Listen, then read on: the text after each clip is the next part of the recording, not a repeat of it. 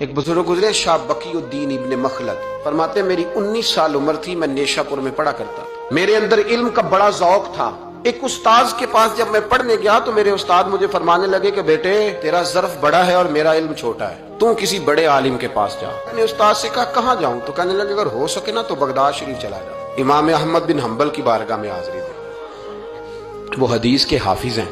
آج بھی آپ ان کی مسند امام احمد دیکھیں، جو حدیث کا طالب علم ہوتا ہے اسے مزہ آ جاتا ہے پڑھنے پر۔ کیا بات ہے امام احمد بن حنبل کی، انہوں نے اللہ نے اعزاز دیا کہ آج بھی مکے اور مدینے میں امام احمد بن حنبل کے مذہب پر فتویٰ دیا جاتا ہے، وہاں کے لوگ حنبلی کہلاتے، اتنی اللہ نے انہیں شان عطا فرمائی۔ کہتے ہیں میں نشاپور سے نکلا جب تو بحری رستے کے لیے میں آنے لگا یہاں، جب جہاز میں بیٹھا نا تو رستے میں طوفان آ گیا۔ طوفان اس تیزی کے ساتھ آیا اور اتنے دن جاری رہا کہ ہمارے جہاز کی سمت ہی بدل گئی، ڈائریکشن ہی بدل گئی، گویا جانا ادھر تھا تو جہاز کا منہ ادھر ہو گیا۔ فرماتے ہیں جا کے کسی کنارے ہم اترے، یہ دیکھیں جو لوگ طالب علم جاتے تھے، فرماتے ہیں وہاں جا کے اترے، وہاں پتہ چلا کہ جس جزیرے پہ ہم اترے ہیں یہاں سے اگر پیدل جائیں گے تو 1.25 مہینے میں بغداد پہنچیں گے، اور فرماتے ہیں کہ پیسے بھی کوئی نہیں، ختم ہو گئے۔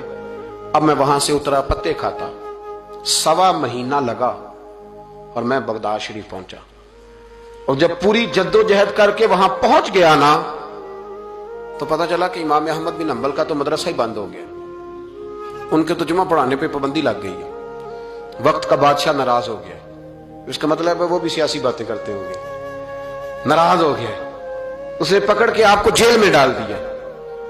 تو امام صاحب تو پڑھاتے ہی نہیں۔ فرماتے میں اب تلاش کرنے لگا کہ مجھے پتہ چلے امام صاحب کہاں قید ہیں۔ بتایا گیا کہ ان کو ان کے گھر کو جیل، سب جیل قرار دے کے نظر بند کر دیا گیا، اور گھر کے چاروں کونے میں پولیس کھڑی ہے۔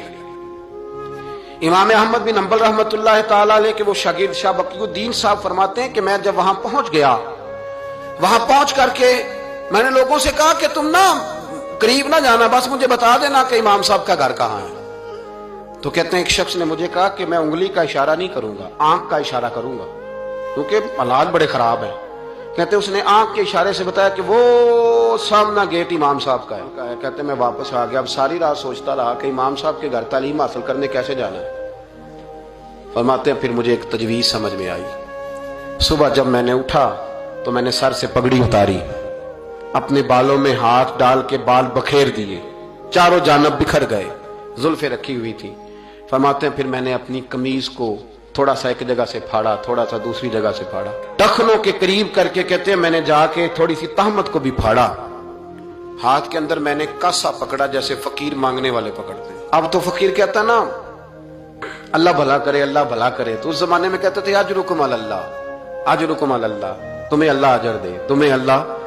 کہتے ہیں یہ وظیفہ میں نے اچھی طرح پکایا، نظریں میں نے جھکا لی، پھٹے پرانے کپڑے پہن کے نا تو بغداد کی گلیوں میں، بغداد کی گلیوں میں تیری تلاش میں پھرا میں جنگل، پہاڑ اور دشت میں۔ کہتے ہیں بغداد کی گلیوں میں کبھی ادھر کبھی ادھر، میں نہ وہ لیے نہ کاسا، میں گھوم رہا ہوں پھر رہا ہوں، تینوں لب دیا آپ گواچے۔ کہتے ہیں میں ڈھونڈتا پھر رہا ہوں مجنو بن کے وچ بازاراں، کدی ککھاں وانگ رلائے، کدی کہایا کنبا سارا، سر نیزے اتے چڑھائے، آزم یار مناؤن دی خاطر اساں کی پیس وٹائے۔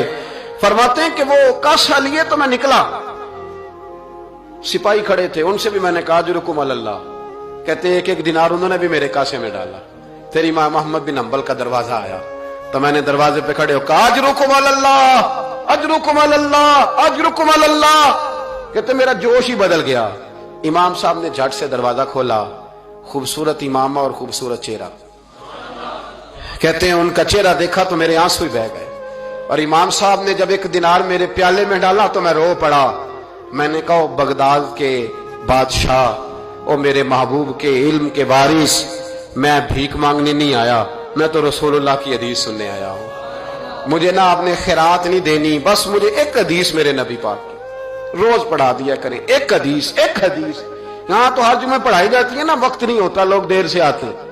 کہا ایک حدیث آپ نے پڑھانی ہے۔ شاہ بقی الدین صاحب کہتے ہیں امام صاحب نے میرا چہرہ دیکھا تو خوشی سے کھل اٹھے، فرمانے لگے تو کیسے آئے گا؟ کہا حضور بھکاری بن کے میں خیرات مانگنے آؤں گا، یہ بھی تو خیرات ہی ہے نا، مصطفیٰ کریم کے نام کی خیرات مانگنا۔ حضور آپ نے ایک حدیث پڑھانی ہے، سنیں۔ शाह बकीउद्दीन कहते हैं मैं पूरा साल भिखारी बन के जाता रहा।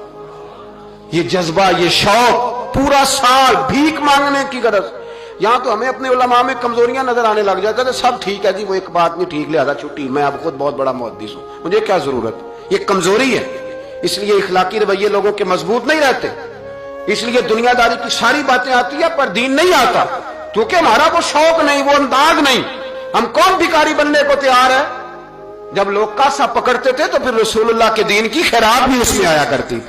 अब कोई कासा ही नहीं पकड़ता तो खैरात कैसे आए? ये तो लोग बहस करने आते, गुफ्तगू करने आते, लेने कौन आता? हजरत शाह बकीउद्दीन कहते हैं मैं पूरा साल जाता रहा।